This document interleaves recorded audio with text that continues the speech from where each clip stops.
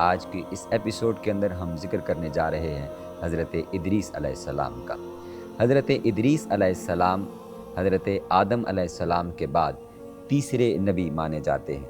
حضرت آدم اور حضرت ادریس علیہ السلام کے بعد جو دوسری ہستی جن کو نبوت کا مقام عطا کیا گیا وہ حضرت شیس علیہ السلام ہے۔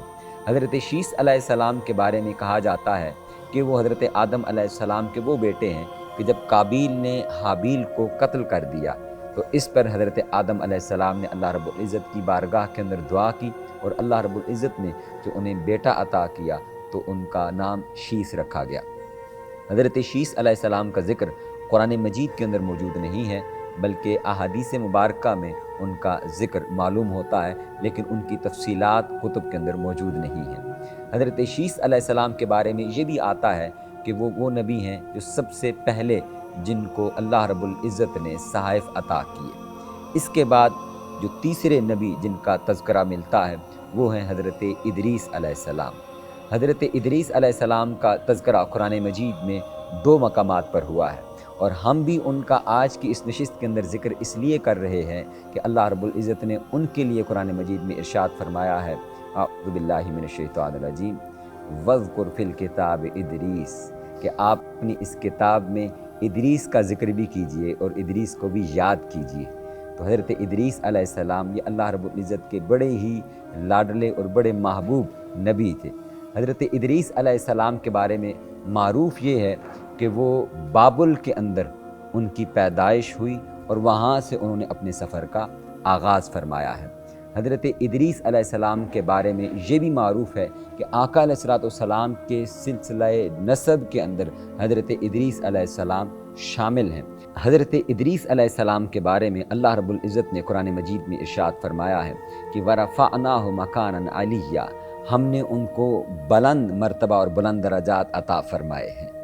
اس سے کیا مراد ہے؟ اس سے بعض روایات میں آتا ہے کہ حضرت ادریس علیہ السلام نے اللہ رب العزت کے حضور اس خواہش کا اظہار کیا کہ تمام انسانوں کے برابر ان کی نیکیاں اور اجر و ثواب اس کو بڑھایا جائے۔ تو اللہ رب العزت ہر لمحہ ان کے اجر و ثواب اور نیکیوں کو بڑھا رہا ہے، جس کی وجہ سے ان کے درجات بلند ہو رہے ہیں۔ اور بعض روایات میں یہ ہے کہ اس سے مراد ان کے اپنے دور کے انسان ہیں اور ان کے درجات کو بلند کیا جا رہا ہے۔ اور ایک اس سے مراد یہ بھی ہے کہ ایک فرشتہ وہ حضرت ادریس علیہ السلام کو اپنے پروں میں چھپا کر آسمانوں کی طرف لے گیا۔ جب وہ چوتھے آسمان پر پہنچا تو وہاں پر اس کی ملاقات ملک الموت سے ہوئی، اور اس نے پوچھا کہ تمہارے پروں میں کیا ہے، تم نے کس کو چھپا رکھا ہے؟ انہوں نے کہا کہ میں نے اپنے پروں میں حضرت ادریس علیہ السلام کو چھپایا ہوا ہے۔ تو انہوں نے وہاں حضرت ادریس علیہ السلام کی روح قبض کی۔ اس پر اس فرشتے نے کہا، جو موت کا فرشتہ ملک الموت، اس نے کہا کہ میں حیران تھا کہ مجھے اللہ رب العزت نے حکم دیا تھا کہ ادریس علیہ السلام کی روح وہ چوتھے آسمان پر قبض کی جائے، اور میں حیران تھا کہ یہ ابھی تک زمین پر موجود ہیں۔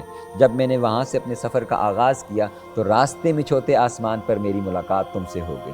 حضرت ادریس علیہ السلام کا ذکر آقا علیہ السلام کی واقعہ معراج کی احادیث کے اندر بھی ملتا ہے، جس میں آقا علیہ السلام نے فرمایا کہ جب میں چوتھے آسمان پر پہنچا تو وہاں میری ملاقات حضرت ادریس علیہ السلام سے ہوئی، اور انہوں نے مجھے اس انداز میں ویلکم کیا کہ نیک بھائی اور نیک نبی کو ہم مرحبا خوش آمدید کہتے ہیں۔ یہاں آقا علیہ السلام کی ملاقات حضرت ادریس علیہ السلام سے ہوئی۔ حضرت ادریس علیہ السلام کے بارے میں یہ بھی کہا جاتا ہے کہ وہ قلم کے موجد ہیں، کہ قلم کو پہلی مرتبہ انسانوں کے اندر جس ہستی اور جس شخصیت نے انسانوں کے لیے دریافت کیا یا ایجاد کیا، انوویٹ کیا، اس ہستی کا نام حضرت ادریس علیہ السلام ہے۔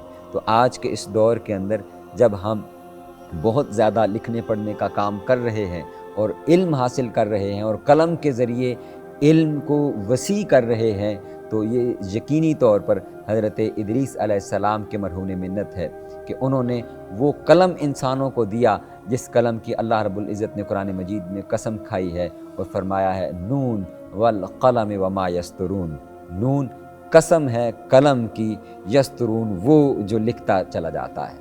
تو حاضرین مکرم، یہ آج کی اس نشست کے اندر ہم نے مختصر تذکرہ کیا ہے حضرت ادریس علیہ السلام کا، اس وجہ سے کہ ان کا ذکر خود قرآن مجید میں اللہ رب العزت نے خاص طور پر فرمایا ہے۔ ڈسکور پاکستان کی اس خوبصورت نشست کے ساتھ جڑے رہیے.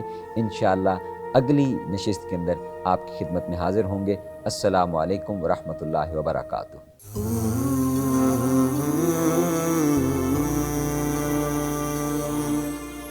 Oh